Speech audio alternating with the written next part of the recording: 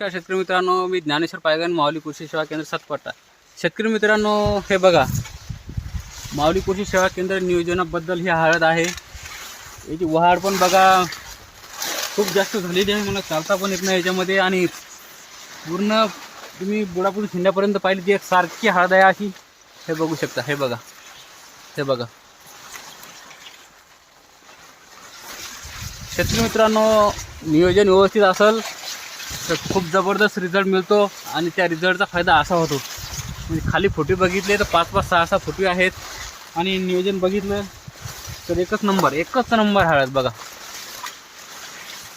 उमरखेड तालुक्यात आणि यवतमाळ जिल्ह्यात मी तरी म्हणतो एकच नंबर हळद आहे.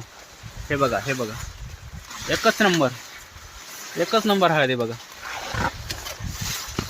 शेतकरी मित्रांनो, महत्त्वाचं म्हणजे सुरुवातीपासून नियोजन जर तुम्ही घेतलं आणि शेतकरी जर खर्चाकडे बघत नसेल आणि उत्पन्न मजबूत जर काढत असेल तर नियोजन फक्त माऊली कृषी सेवा केंद्र सातपट्टा.